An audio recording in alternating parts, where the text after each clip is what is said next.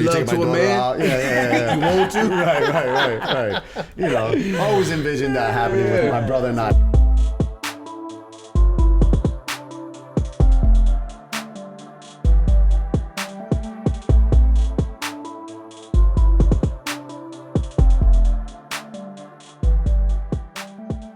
Good morning, afternoon, and evening, ladies and gentlemen, and welcome back to the Fit4Lyfe Lifestyle Podcast. I am Anthony Changes, joined by the mastermind of maximum effort, Sandy Tachi, and today we have another special guest in the building. He's a detective like Batman, but he's built like Robin. You can love him or hate him, but you just can't stop him. The man behind the Friday Hustle, Coach Dee Rodriguez. What's up, Coach? What's up? What's going on? Was that better than Jason's? That was way better than Jason's. Listen, none of them are better than mine. That's all I care about. That's fair. He's like my Alfred to Batman. I was gonna say he's more like Poison Ivy, but that's just me. He was getting tight. Cheers to that, guys. Right? So tell us, what is this? What is this? Yeah, what we got? This is my version of the Puerto Rican Irish coffee. Had it last year, right after California trip with the wife, and got hooked, and that was my go-to drink during the quarantine. Yeah, and then Kahlua got in there. I made Petitos once or twice in there, but you know what? Whatever. With the Kahlua and the whiskey, it was all good. I was trying to prevent COVID. This man had the United Nations of coffee in his cup. Yeah, the Benetton of drinking. Well, it's good. It's good. Mm-hmm. Good. I'm happy you enjoy it. Right? Coffee mixed with this? I'll take it. Yes, I'll take it. Absolutely. Yeah. So, like, ladies and gentlemen, I'm personally not going to be held responsible for anything that takes place today because this is all Coach Derek's doing. Yes. So what's going on, D? Not much, man. I'm happy to be on the show. I'm a big fan. Right on. You guys entertain me on my ride to work every Friday, mostly.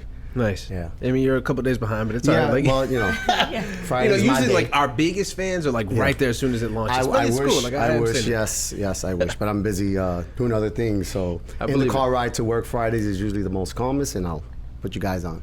Well, we're happy to have you. Why don't you give us a quick introduction as to who you are, where you're from, what you do, family life? All right. So most of you know me, Coach Dee, Derek, a.k.a. Derek. I'm a coach at Fit4Lyfe now for going on 2 years now, almost, Coach. Yeah. We had that 1 year of COVID, but we hung in there. I am a father of 3, married to a beautiful wife named Kathy. From New York, born and raised. Been up here for the last 12, 13 years, and currently a detective in Miami. Right on. So as far as your family's concerned, you got any brothers or sisters? Yeah, I have. I have 2 older brothers and older sister from my dad, and I have my brother Eric, who's also a police officer with BSO, he's a sheriff, nice. That's my closest brother that I have. We were raised together by a single mom, who raised 2 successful young men, I should say. Right? Yeah, right on. I applaud that. You got 2. Shout out you to got mom. Yeah. Right. Yeah, she got 2 cops and 2 cops. You know, she's got to feel proud of that. Yeah, she did a good job. She worked hard, along with my uncles and aunts who helped raise us as well. My grandmother. It was a family effort. I come from a great family. And you're Puerto Rican, of course you do. Yeah, no doubt, man. I mean, the food and everything. And yeah, all the hard work paid off for mom, and now we're where we're at. We're both married, 3 kids each. So each of you have 3 kids. Yes, 3 kids. My brother has 3 boys. I have 2 girls and a boy. My last one being a baby boy. Gavin. Yes, we love G-Man. He's an actual, he's first generation Fit4Lyfe baby. Yeah. Kathy got pregnant 2 months into the gym. I want to shout out to the gym for giving me the hormones to have that baby boy. We announced it at Fit. Yeah, we announced it at Fit. We have a picture and everything for that. She worked out all the way to she was a few weeks left to pop. Wow. And so she's an original. We had another one, but she's no longer around. We won't speak. She was an original. Yeah, she was Kathy. one that we use as like the example when people are like, "Oh, can I work out when I'm pregnant?" Heck yeah, you can. Let me show you an example. I mean, you're probably not gonna be doing burpees or nothing. Yeah, she did until some time, but You'd be surprised. You can do everything that you were doing before. Yeah. They just say don't introduce anything new. Yeah, Kathy was badass, man. She did it all the way to the end, Funny. and came back quick too afterwards. And I think that just from working out the whole time. Yeah. Helped to get back. And then Gavin was here too when he was a baby. Yes. Right up in his stroller. So Kathy was still on leave. Yeah. We had Gavin in the car seat, sitting in the corner at the old gym and watching us work out. Man, he would sleep through the whole routine. Yeah, basically. Yeah. So this is like when you say you had a Fit4Lyfe baby, I imagine like her just giving birth right here. We tried, but it was Christmas. We were closed. Final station. Yeah, the cleanup would have been a little expensive. Yeah, absolutely. Wasn't part of the membership. Not it. I'm not doing it. Yeah. So, growing up in New York City, you said you grew up in a single parent household. Yeah. My mom raised us. My dad wasn't around, which whatever, it is what it is. But my mother. She stood tall, man. She handled it, man. She was a working mom, worked all day, came home, cooked dinner when she could, make sure that, we did what we needed to do as teenagers and even younger. I mean, change your clothes, change our clothes. And let me tell you, she bought us the clothes, like good clothes. We weren't shopping at the corner store. Like, she made sure we had Nikes on, and she worked for us. She busted her butt, and we're thankful for that, my brother and I. And what would you say, like, you've taken most from that experience of having like a strong, like, single parent? You know what I mean? Yeah. I credit everything as far as being a parent to my mom. She taught us the values. She taught us integrity. She taught us everything. And I think not having a father around, I think that's why my brother and I are the way we are without kids. We're maybe a little extra because we didn't have a dad, but hey, my kids are the ones gonna have to suffer with that. But they get everything. They the sports and and just being around, trying to be that fun dad. Now, I had uncles that put a big part of raising us. Yeah. Some uncles, one of my uncles taught me how to party and drink. One uncle taught me how to fight and be street. And they all helped raise us. So shout out to my uncles too, because they played a big part of being my father figure growing up. Right on. And what was like your activity and diet like growing up? Man, because we were talking. I was gonna say that. I'm Puerto Rican, right. And from New York. Bacon, egg, and cheese. Right. Listen, like any pizza, normal Chinese food. Yeah, man, pizza, Chinese, like any normal kid. But I was skinny growing up. Yeah. You couldn't put enough calories in me to put on pounds. I didn't put on pounds, so I found beer. And that's when the weight started coming. So about 14, 15, your uncle. Your mom, no. I mean, regular cheese doodles, purple soda, Right. Eating from the bodega, eating my grandmother's cooking, which amazing cooking, but we weren't eating salads and vegetables. Vegan, what is that? Yeah, right? Yeah, I thought it was a curse word. I think it's a growing up. cultural thing too, because like growing up, I think like more Latin side, like you don't eat a lot of like regular like quinoa or things like that. Like you don't even know what that is. I don't even know how to say it in Spanish. Because my family, because when we have events and I'm bringing like the healthy dish, they're like, "What is that? A salad? Like, what is that?" Yeah, you put it in front of me now, I'm going to eat it. Right, because it's different. Yeah. But back then it was rice, beans, and some type of meat. Yeah. Right. Rice, beans, and some type of meat. Mixed rice with beans, like it's what it was. And what about like your activity levels growing up? I'm sure like New York, you were out there running the streets, hopping the train stuff. Yeah, we're riding our bike. Like of course we have a short couple months of summer, and you did everything you could that summer. Rode bikes, ran out on the street, and hide and seek, manhunt. Growing up, doing all those things. We didn't have summer camps. Right? I mean, so we went to my grandmother's house for the summer. My mother would go to work, drop us off, and we would hang out in front of her building. And it was playing on the Johnny Pump. Our water park was the fire hydrant water going down the street and us sliding on between the sidewalk and the street. Like that was our slide, drinking from the fire hydrant, hanging out in the junkyards, like we were like the Fat Albert kids, growing up. Dope. Yeah. Very dope. So, like, what were your hopes and dreams? Like, if you were to be what you wanted to be as a kid, would it be what you are now? No.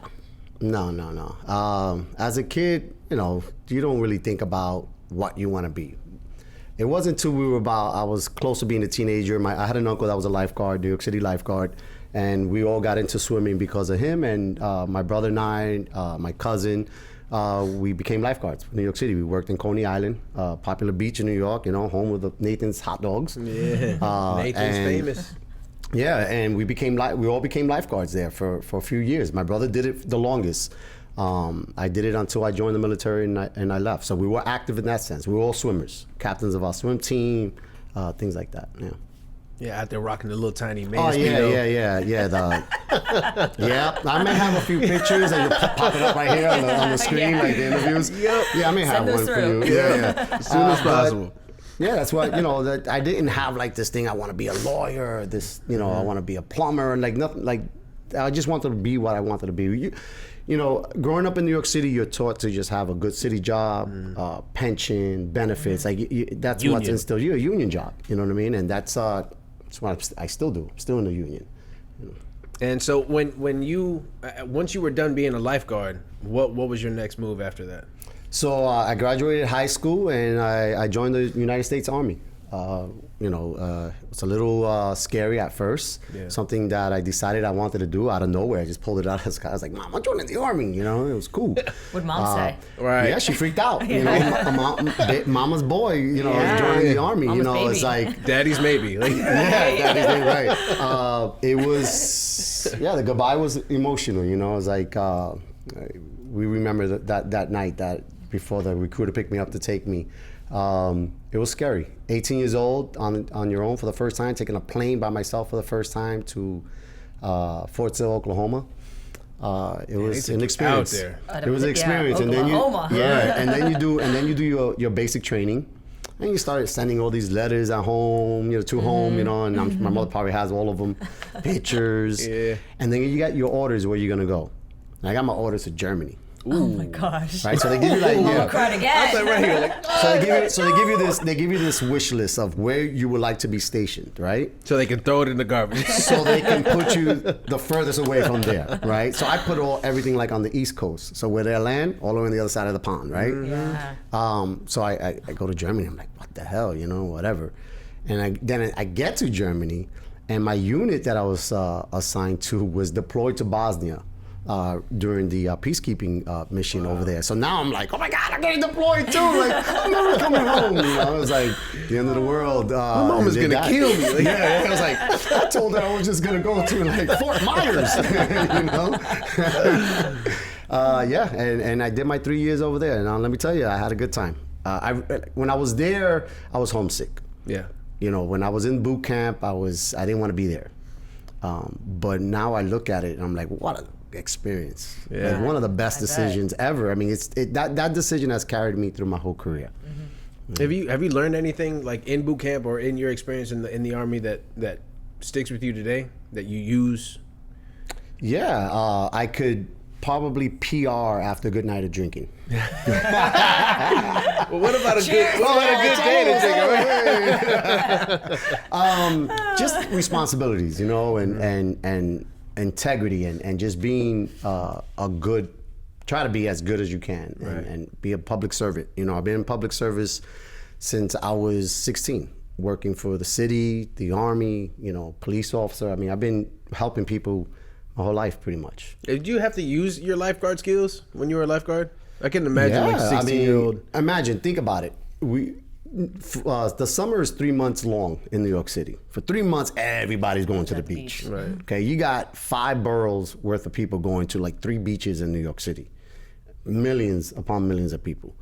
And the water is nothing but heads and a little bit of water that you see. So people drown, man. People go out there, don't know how to swim. They get caught up in riptides. They hang out by the rocks, the jetties. And we had a couple rescues that we had to do. Yeah, it's pretty crazy. A 16-year-old kid jumping in the ocean to help a grown-ass man that was drinking too much that's out there in the ocean. You know what I mean? Yeah. So, I mean, it would appear that, like, in almost all of your careers, there's been some sort of fitness-related aspect to it. Because, you're a lifeguard and then joining the Army, which, you spend a few months in basic training. Yeah. And then now you are simultaneously a law enforcement detective and a coach here at Fit4Lyfe. Yeah, like I said, I was active growing up. Swimming was our sport, in my family.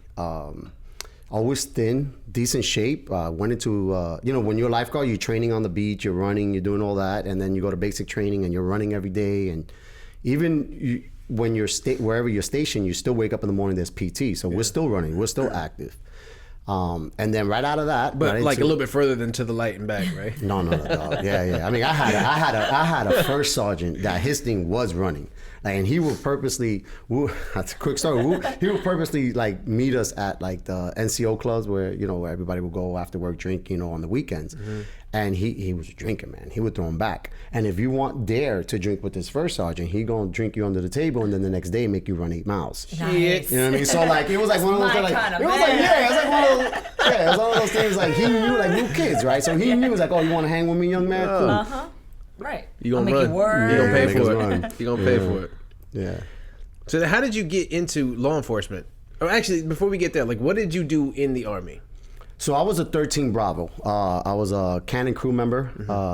Basically, a giant gun that we used in the service. And for most of my time, I was a ammo specialist, you can say. That's part of the battery is you deliver the ammunition to those cannons. So I did that a lot. And then just be out there in the field and train all the time. I mean, look, we partied. We had a good time, but we were on the train. We were in the field a lot training. And then how did you get into law enforcement?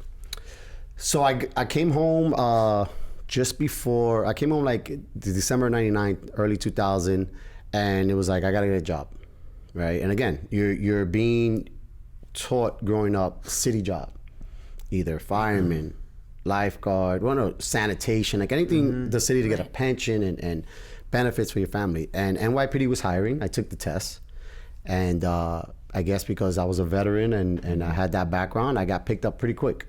And before the end of the year, I was already in the police academy with in '99, nice. in 2000. In 2000, nice. Yes. Yeah. So right before 9/11. Yeah, 9/11 was in 01. Yep. I was a rookie on the street.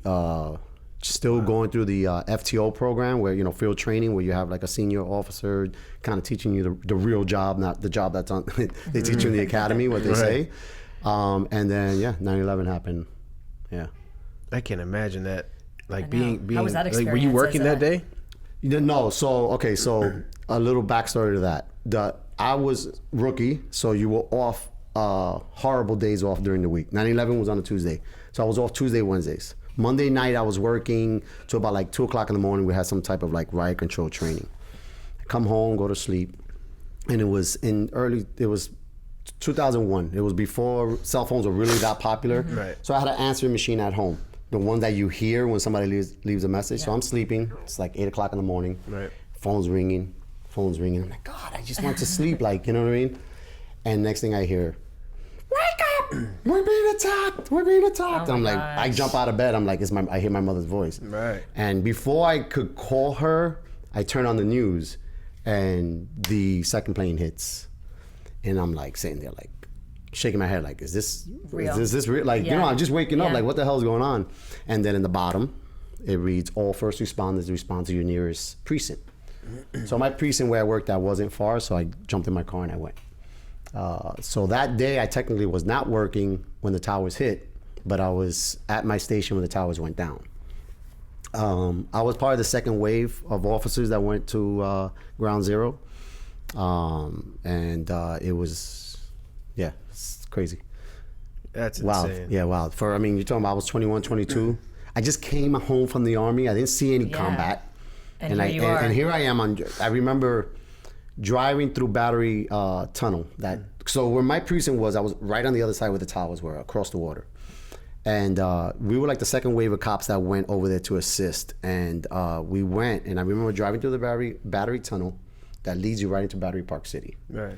And it was like day and night. You drive through, and then all of a sudden it's like all white soot. Like you see the engine of the plane here. Like it was like I just drove into like some Tom Clancy movie. Like it was crazy, It's like, holy smokes. But you got to keep it together. Yeah. So we unload the van and we start walking to look for the group that we're gonna relieve that been there since the morning.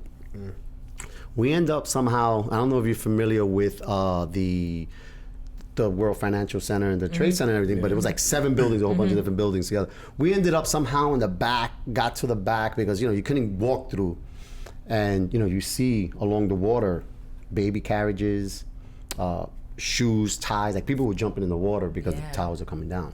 Yes. And we set up one of the first morgues where we were bagging and tagging for about like 12 hours of just tagging body parts and putting them in body bags and stuff like that. So what an experience. I can't even imagine. You know, it's, that smell. Yeah. You'll never forget that smell. You know, it was an experience for sure. What was it like for the next like few weeks? Because New York City became the focus of the world after that day. Yeah, we were. You're not thinking about it that quickly, but like you said, it started being like we became like the heroes. Firemen and police officers, anybody in law enforcement or first responders, I should say, were like heroes, and everybody loved us, and everybody was just united. The whole country was united, and it was like wow, like I'm only doing my job, right? But to get the recognition we were getting for being first responders was amazing. I don't think we will ever get that type of response ever again in this country, unless we have some type of tragic thing. Ooh, but knock on wood. But yeah, it was free dinners here. This hotel was shut. I remember the Marriott was shut down for just first responders. And you go up there, it was a whole conference room of lazy boys and people giving massages and giving you free food because you were a first responder.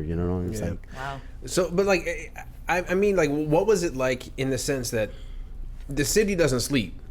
You know what I mean? So, like, you have the event 9/11, and then I'm sure like a big focus is on rescue, search and rescue, but also, what about in the rest of the boroughs where it's like crime is still happening? You know what I mean? So, like, yeah, well, crime was still happening, but it was kind of one of those things where we were also being using a lot of discretion as law enforcement to a lot of the stuff that people were going through things. People lost family members in the towers. So I'll be honest with you, it's been a while, but I don't remember making any arrests, writing any tickets for months after that, because it was kind of one of those, we were all in mourning. Like we were all... Yeah, I'm sure the focus was way different. Yeah, like, I mean, I was a rookie, so like I was in ground zero every single day for like 6 months, man. That's all I did. I got up and went straight to ground zero. Like it was face-to-face relief. I was like 14, 16 hours a day there, breathing in that air. We were given those masks that's supposed to prevent COVID. That's what we were using, in ground zero, things like that, but yeah, I mean, everybody was just united. Everybody was united until that first parking ticket that was issued, and then that was it. They're like, oh man, we can't stand these motherfuckers, man. Hey, back on that bullshit. They're like, bro, but 9/11. I'm like, bro, that was 2 years ago, man. You've been parking this fire hydrant for 7 months. You're lucky we only booted one of your tires, big dog. No, seriously. I mean, that's really how it went down. Like it took that one incident where an arrest had to be made, and then it was just like, oh, we hate you again. Yeah, right. That's hatred went right back up. Right back up. I remember it started. It just started with the fireman and a cop thing, and that's where it kind of started. I mean, I can imagine that there's some kind of beef between firefighters and cops. Like, I mean, because you're both first responders, but like no one has ever made like a "fuck the firefighters" song. Nobody's made a firefighter killer song. They're the heroes, man. They're the heroes. No, yeah. Yeah. They run into burning buildings, save lives. You run into buildings to arrest people. That's what we do. I mean, that's the job description. But there's a friendly rivalry. And in New York, at least. Over here, not so much. In New York, there is one. But it's cool. I have a lot of friends that left NYPD to be firemen. Because really, that's the job. Yeah. So you don't go to work, you go to sleepovers. You know what I mean? Sign me up. So you were in NYPD, which is like, maybe this is my own mess up interpretation, but like in my opinion, that's like the staple police department in all of America. You mean like when you think of crime shows, it's usually like NYPD Blue or something like that. So what brings you down to South Florida? So my family moved to Florida just before 9/11. There was a few of us left up there after 9/11, and my brother became a cop down here with BSO, and he messaged me one day. He was like, "Hey man, they're starting a new police department down here. You should look into it." My mom is here, my brother's here, and my aunts and uncles. So I'm like, I'll take a look at it. And they were hiring pretty good, decent pay, signing bonus, and they were looking for experienced police officers from across the country. I mean, I think my police department ended up with like 100 different agencies who come up with this department, like people from 100 different agencies across the country. And I took the opportunity. I interviewed and I got hired. So, like, I'm glad that you brought that up. Where, you know, you got this new police department is brought together with with officers from different agencies. I would assume that not every agency operates the same way. Oh no! That alone explain it all. No, I mean, look, I came from, like you said, one of the a police department that has one of the biggest histories in law enforcement. 48,000 police officers when I got hired. Yeah. Okay. 5 boroughs, millions upon millions of citizens that we work for, and now I work in a small town police department, 20 square miles, 105,000 residents. It's a big difference. Yeah. We have everything at our exposure in NYPD. Everything we need, we have it. Over here, we have to outsource because we're small. Right. So it's a big difference. And then we have people come in. We had a cop that came from Alaska to be a cop down here in Miami. That's a little change. Yeah, right. That lasted for a short period of time. There's too many people. I can imagine. I mean, right? Like, I mean, he was like he was the cop, the sheriff, the judge, like where he came from. He comes over here, you know what I mean? He's like, what? So, but it's cool. You know, we had people with experience from different places. It's pretty cool.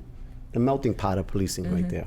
I think an interesting thing to point out is that, like, in just your career alone, you've seen the highs and the lows in regards to how the country feels about police. Yeah. Because you went from being a rookie in 9/11, where everybody's like, we fucking love police officers, to now in 20 years later, 19 years later, in 2020, with the death of George Floyd. Yeah. You know, you've got people spray painting shit like all cops are bastards and whatnot. Yeah. Give me your take on how you feel about that.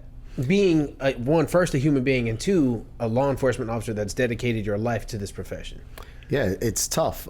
It hurts because you do this job every day wanting to help and wanting to do it the right way. And I know a lot of cops that do it like that. Well, any cop that I'm around, that I've known in my whole career, have that same mentality. And then for all that to be washed away, all the work that you've done, all the help that people don't really know what we do out there besides just arresting people. There's other things that we do. And then now, you know, we hate the police. We're the reason for the problems, and, you know, let's get rid of them. It's tough. It's a tough pill to swallow, but it's your job. And it comes with you know, it comes with the job, you know, so you got to go out there and still police. It doesn't matter. You can hate me as much as you want. Right. You can feel how you're going to feel, but I'm still going to go running in there to help you because that's the commitment we made. You're still going to put your life at risk to help others. Every single day. I know guys that this doesn't even faze them. Right. Because they're like, whatever, like, we've gone through this in our career. Like, one day they love us, one day they hate us. There's reason for those feelings. We understand that. Everybody's not perfect. People make individual choices that they have to live with. And but we have to go on every day, strap on our boots, put on our vests, and go out there and police, because there's people out there that need us, and we're going to do it. Yeah, I remember, like, when that whole George Floyd incident took place just over a year ago, being conflicted in the sense that, like, I see what the entire nation saw. You know, we saw, like, that you can't justify George Chauvin's decisions in any way, shape, or form. So you feel that, like, yes, that officer is bad. And then you see everyone saying all police officers are bad. And I know, like, coming from my background, you know, just growing up listening to hip hop, where it's very anti law enforcement in general. I had the album too, don't worry about it. Yeah. You know, to now having to deal, like, to confront, especially knowing that I have family members that are police officers. I have friends that have joined law enforcement, and seeing the whole movement of, you know, I keep bringing this up, like the ACAB, the all cops are bastards. Like, I just can't support that notion. Like, I can't, because I know too many individual law enforcement officers to justify calling all of them bastards or saying all of them, you know, defund the police. Do I think there should be measures put in place to better the policing? Absolutely. Right. You know, I want to get your take on it. Being, in my eyes, a good officer, what can officers do to help prevent the bad officers from tarnishing the reputation of good police officers? Yeah, well, to begin with, not everybody thinks that all cops are bastards. No, So, you know, there's not a majority of that. That is a minority of it. You wouldn't know it if you watch the news. Speak to people, you would think that everybody's thinking that way, but they're not. So, I think that's what is the positive look that, like, as cops, we say we know everybody don't think that way, right? So. We're gonna. It bothers us, but it's not. It's not. It's just a very loud minority speaking. Well, they're going to highlight whatever they can in order to raise the, like, oh, we hate so and so, or we don't like this, so they're going to, highlight that. Yeah. Instead of looking at the better. Absolutely. Could things be fixed? Yeah, in any job. Does policing change throughout the years? Absolutely. New way of policing. We could accept that. I know I can. My partners can. We understand it. We understand the concern. We understand the reason why there's this issue going on. We know that bad things have happened that needs to be fixed for sure, 100%. We have in place and always had in place units within our police department that police the police, internal affairs. I'm not buddies with my internal affairs guy because he investigates police, and I cannot have that relationship with them because he has a job to do. Like anything else, it's changing. It's changing. It could change for the better. Right. I just don't. I cannot accept a defunding or taking away the police service to the people that need it. Right. Because those are the ones that actually are getting hurt. When they're yelling, do away with policing in general, who does that help? Doesn't help anybody because the bad guys don't care. The bad guys aren't out there. Yeah. The bad guys, that's what the bad guys want. You know what I mean? Yeah. I don't know what y'all. Yeah, of course. Right? I'm not prepared for anarchy. You mean I got a few rounds. You mean I got some protection, but I don't know that I'm ready for an all out. No, man. So I personally know that we need law enforcement. Yeah, we need law enforcement, just like we need everything else. This will pass. Maybe it will bring the communities together. Yeah. Stronger than probably it's ever been. But I strongly believe it's an individual issue. A lot of these issues are people who are doing bad people that are doing bad things that should get caught and should be reported. That's just bottom line. Coach, how many law enforcement officers do we have working out here? I mean, I know there's got to be at least a handful. I mean, I know of a few handful. Of them. Yeah, a good handful. And I like that we're inclusive in that regard. Like, you posted a picture yesterday after Murph, showcasing, we had our Sean, our typical white boy. That picture was everything. With the belly shirt? Yeah, with the belly Sean, shirt. We'll talk about that later. I mean, that picture was everything. That was that had me in tears because I was like, you have, the young guy, young kid, or whatever you want to call, and then you have the police officer, and then you have Suzette, is Jamaican, another culture, all combined together with our flag, and it was just like look at our country, this represents us. What we are, regardless of what your beliefs are. And granted, not everybody gets along, not everybody believes in that, but we're a free country, and here we are like that. That just touched me so much because I was like, oh my gosh. I'm glad you brought up the fact that we may not all agree on everything, because Coach Dee is a perfect example of someone that doesn't share the same beliefs with everybody. He's part of a profession that has recently come under fire for the actions of others. Because he sees way more than we all see, so it's that's hard. But that doesn't change who he is. Correct. You know what I mean? By far, out of all the coaches, I gotta be careful with how I say this. Say I'm the man. But gotcha. I know your heart is in the right place. You know what I mean? Yeah, I've had a lot of interactions with you that have spoken to that, and things that you've chosen to do without thinking. It's just I can tell that that's the personality that you have. That you were raised that's right. how I am, man. And we may not have the same political beliefs. I know we probably don't have the same sexual identification, but like no, you're a lot manlier than I am. But you know, like I love that. You know, like we don't always have to agree, but we can agree to disagree and still move on with our lives and come together for a common goal. Yeah, man. I mean, what I like to do or what I like to read, or it has nothing to do with our friendship, man. If you good with me, I'm gonna treat you just like I'm gonna treat any one of my friends or family members. Right. And I'm gonna respect what you believe. You know, cauliflower rice, not cauliflower rice. You know, like that's her belief, right? No, but you know, like that's you, and I gotta respect that. I can't force my beliefs on you. Right. But I'm cool with it, man. I have some of my closest friends are complete opposite of who I am. Yeah. You know, and that's what makes us friends. Because he's got his own brain, she's got her own brain, and we connect that way. You know what I'm saying? So it's cool. Yeah. Today is June 1st, the first day of Pride Month, and to speak on like the diversity here at Fit4Lyfe, we've got a lot of countries' flags up there. We've got the "We support troops," and we've got the "Back the Blue." We got the law enforcement flag. Jason, we're gonna have to talk about getting my damn pride flag back up. Big I have to. It's here. I need time out. We have one. Yes, we had one. I'm well aware. Right. But when these flags came back up, I was like, well, maybe they were waiting. Maybe they were waiting for June 1st to put it up. It's June 1st and it still ain't up. No. Midnight ends June 1st. All right, Coach, get that thing up. So I mean, like that. We have one. Yeah, I know. I'm for sure. I mean, like 11:59, I'm knocking on somebody's door. Yeah, no doubt. We'll get it up there, man. We love you.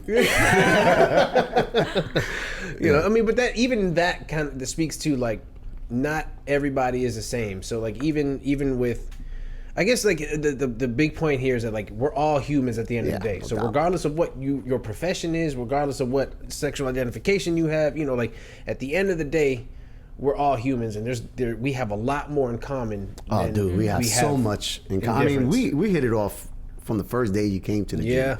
I think we went to breakfast together the first day.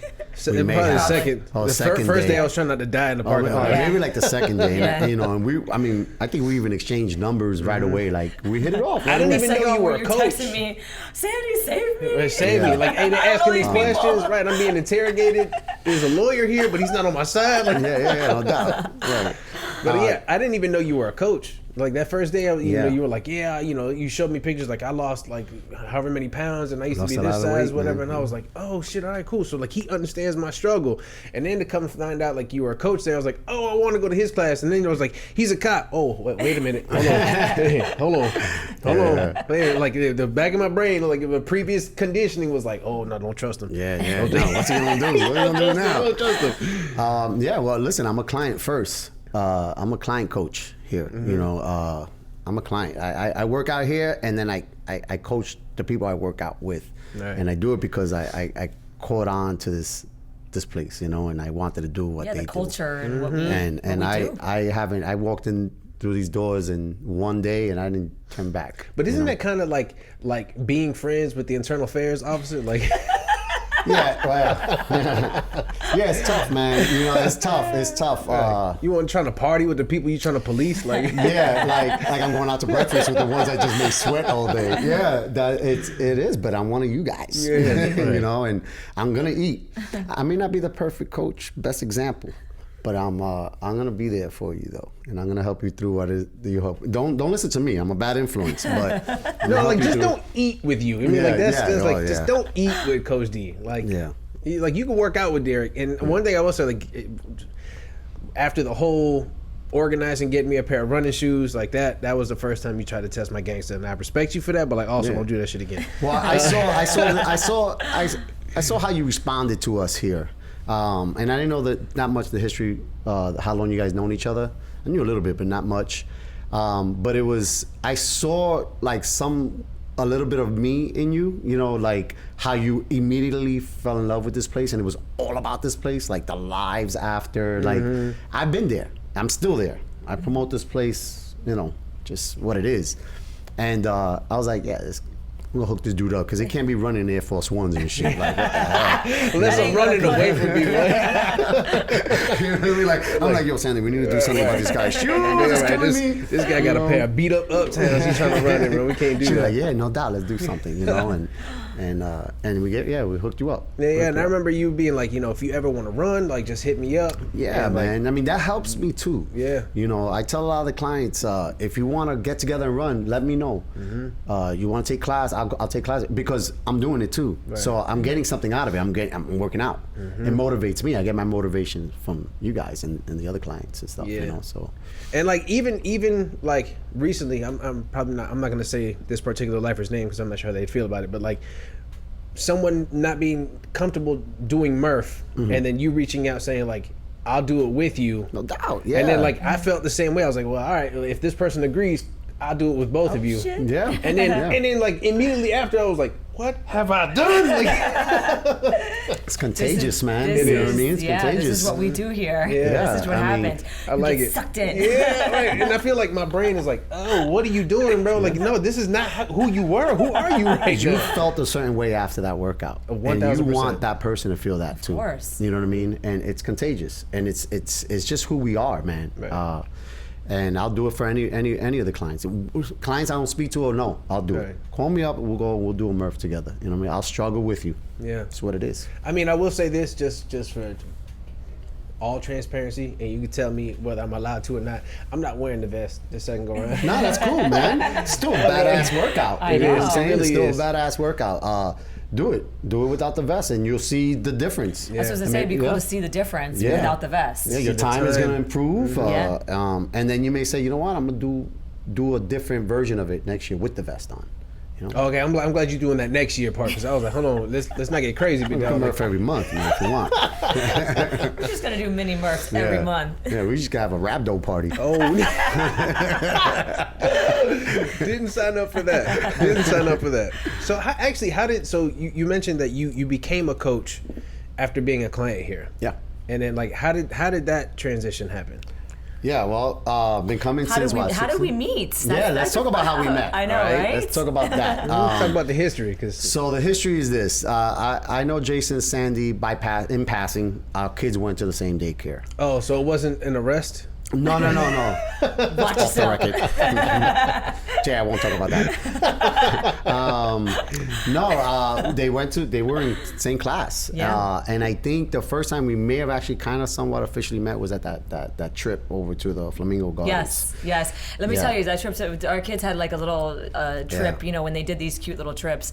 And Derek was stopping traffic for the bus. In my Jeep. For the bus, you know, for the bus to go through. And immediately I was like, I like this guy. like it. Yeah, He's because a good like, dad. it was like the first time our kids were going on the bus, I right? So know. I'm like, I'm going. So the kids, so what they did was they let the kids go on the bus, but then you had to train of parents and cars following behind because nobody trusts. They're babies. You know, they're 5 years old. Sure. They wouldn't you let me know? drive the bus. So I was like, I tried, man. I'm like, I am a cop of the law here. I'm driving. You're like, yeah, get out of here, So kid. Derek was stopping traffic. I'm like, that's a good dad. Yeah. I'm pretty sure I text Jason. I'm like, look at this guy. Yeah. That's a good dad. But yeah, so that was the official. That was the official meet, I guess. Yes. And then it was our kids were graduating out of daycare. BPK, yeah. BPK. What? So we weren't gonna be here for the graduation. We had a family vacation, so we decided to throw a pool party for the girls, for the class. That's and I what think Kathy parties. and you. Yes. Oh, of hooked course. up and said, hey, I'm throwing a party. Yeah, let's get together. Let's throw it at my house. So we had the official graduation party at my house for the kids in that class. For 5-year-olds. Like, Yep, for 5-year-olds. Got y'all go to picture- sleep now. So It's our turn. Yeah. So I don't think I even had met Jason yet. No, you before hadn't. that. And Jason comes to the party. We immediately, oh man, that's your white Jeep. Oh, I love the Jeep. And we're talking, whatever. I'm like, you want an iced tea vodka, man? He was like, yeah, I want an iced tea vodka. And it was just like, I handed him like the iced tea vodka and the hearts just like, you know, it was like a bromance right away. Like, he drinks iced tea vodka. And That's it was hilarious. friendship from there. Did we just become best friends? It was just, Yes, it was just that's like, exactly what it we just was. became best friends right from there. So I've heard that like your parties are like where it's at. Like, Yeah, if you get they're- invited to a Derek party, like You get there, kid. You get there. We just moved into the new house, so we're preparing for the ultimate parties. But yeah, my parties, some of them are epic. Some of them are less epic, but yeah. But epic nonetheless. But epic. Our barbecues, we were making fun of it this weekend. They consist of lunch, dinner, and maybe a sleepover. That's how the barbecues. They're in stages. They're in stages.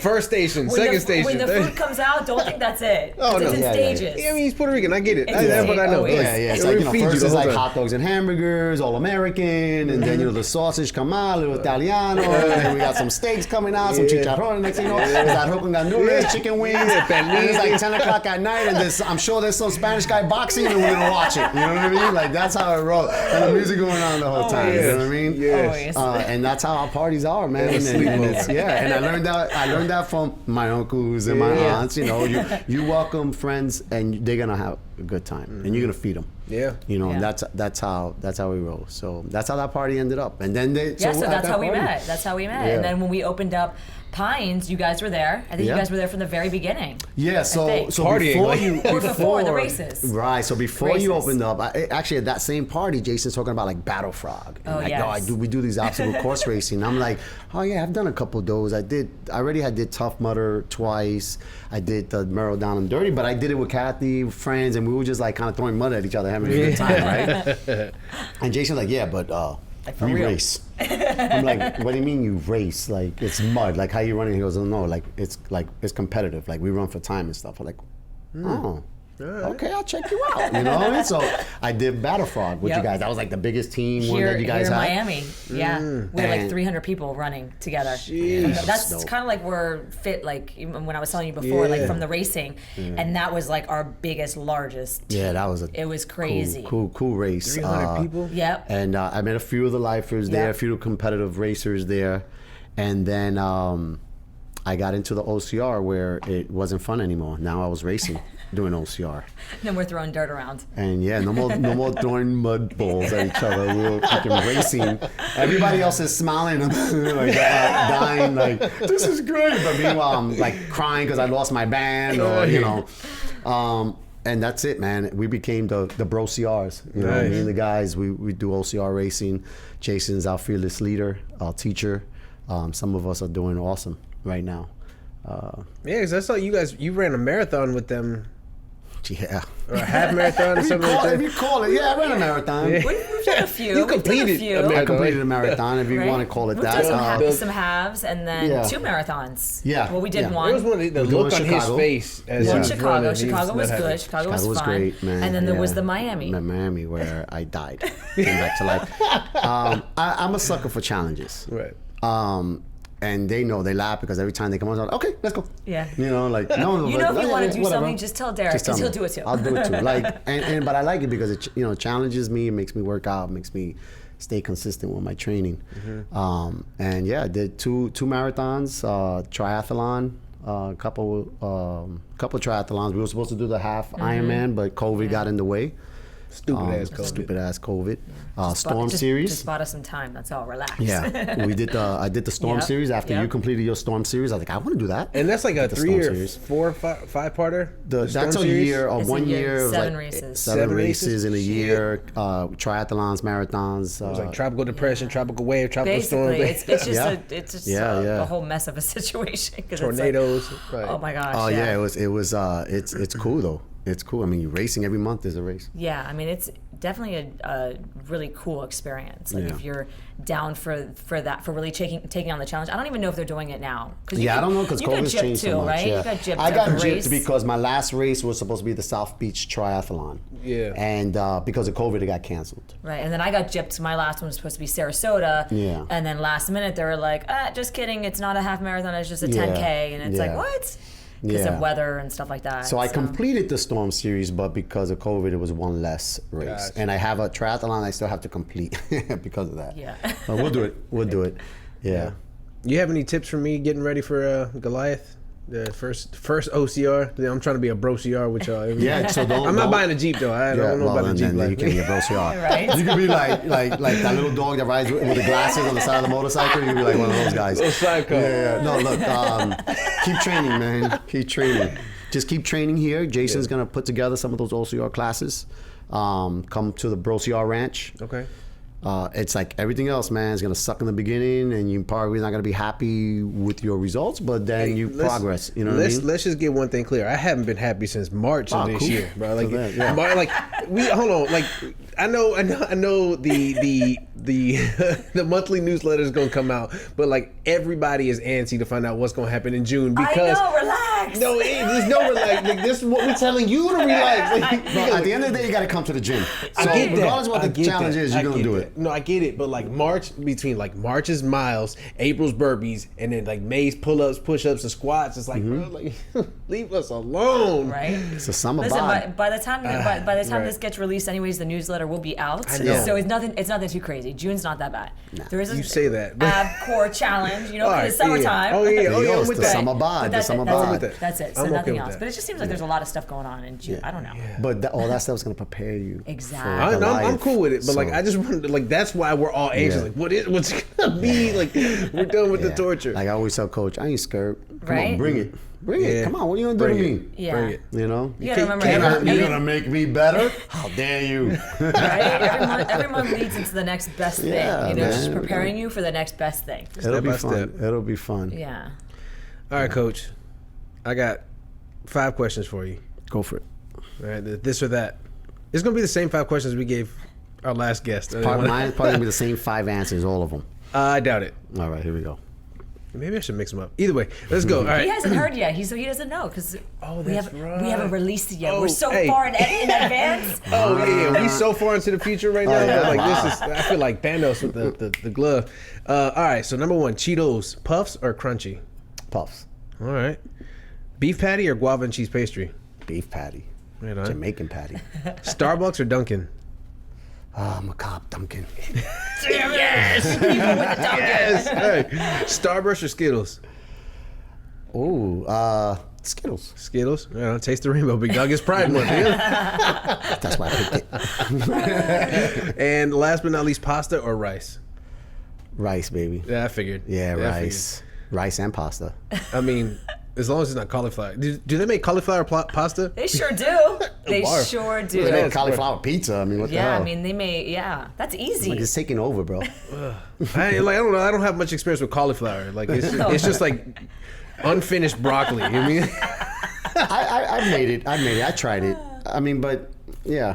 It's all right. Listen, all right. it's at the end of the day, it's Cauliflower. okay. Yeah. Yeah. I mean, I'm not gonna. It's good for you, though. What? Cauliflower. Is it? Like, I mean, better than having a bowl of rice. Yeah. I mean, I believe you. But I Yeah. prefer the rice. I prefer the rice. I mean, Yeah, all day, man. All Yellow day. rice and beans. and I guess I got one final question for you. How do you balance being a good friend, a coach, father, husband, detective, all of that? You don't sleep, so you can fit it all in a day. Right? Right on. Yeah, man. I got 2 jobs. I work here. Well, 3 jobs. I work here. I got my main job, and then I'm a dad and a husband, and I try to be the best at all of that I can. Family first. Luckily, I have a good support group. My wife is, she supports everything I do.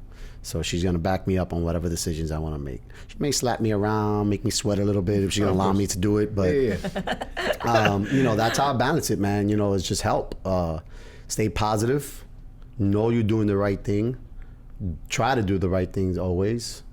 And that's how you balance it, man. It's just stay positive. Don't let the negative in. Big facts. And what's something that people seem to misunderstand about you? I know I said one more question, but like, Yeah. I always don't know, one. man. I think I'm an open book. I think everybody gets me. I have pride in my work. My law enforcement work. I'm cool. I don't think anybody's ever. I mean, maybe the people on the street may see me differently. I don't know. Call in and find out. But I don't think. I don't know. If there's a question that somebody may want to know, they can always ask me. I'm an open book, man. I tell it like it is. I agree. I would definitely say you're definitely an open book. Yeah. He doesn't mask his emotions. No, man. I'm an emotional person. Derek's very emotional. Yeah. So you want to get him back? Yeah. I'm emotional. an emotional. Like I am. Sober and not sober. I'm emotional. Yeah. I just have a lot of passion of what I But I'm passionate about what I believe in. Passionate about what I do. Yeah. It's just always been that way. Now, regarding law enforcement, what is one thing you want the general public to understand or know more about? Yeah, just know that we're just like everyone else. We have a job we go to. Some of us leave our family at home. Most of us, all of us, we leave our family at home to go police and work in cities that we're not even from, don't know anything really about. And we're just trying to do a job in helping people. It's not popular on how we help people because someone at the other end is not being helped, right? We're putting people in jail. It's unfortunate that has to happen, but we're human. We make mistakes. Some mistakes, people have to live with the mistakes that they made and decisions that they've made. And I can't condone any behavior that's not proper. Cop does something he's not supposed to do, report him. He's got to deal with that decision. I could just promise people that we're not being trained to do those things. That's not how we're raised in police work. We have a job to do. That's it, and we do it. And if you do anything extra that's not supposed to be done, you're gonna have to be dealt with. Right on. I don't have any more questions for you, Coach. Coach, you got anything for him? I don't think so. Right on. This is a good one. Right? Release date is Father's Day week. Yeah. By the way. The director's cut's better. Yeah, right. Speaking of fathers, one last comment. Yeah. For someone that didn't, I know you mentioned having your uncles to kind of provide that to you, but to not grow up directly with your father and to be as good of a father as I see you are. Proud of you, brother. Thank you. Yeah. Not growing up without a father, you don't realize it till you become one, what you missed. That make any sense? Because I didn't know, right? Because I got all the love and everything I needed from my family, so I wasn't missing. I didn't grow up missing anything. But when you have kids and you do certain things, or when I see how my wife is with her dad, or friends with their fathers, I'm like, oh, that would have been nice growing up. That's why I do the things I do for my kids. And they're going to appreciate it. Yeah. They'll hate me when they're teenagers. Oh, of course. They're like, man, my dad is so loud and obnoxious, but... Yeah, I have like that scene from like Bad Boys. The boy knocks on the door, open the door, I'm cleaning my rifle. Like, you ever made love to a man? Yeah. You want to? Right. Always envision that happening with my brother and I or something, and answering the door. I'm sure it will. I'm sure it will. Yeah. I'm sorry, what's your name again? Nice. Well, all right, folks. Until next time, be safe, be fit, and we love y'all. I know. Peace. Bye.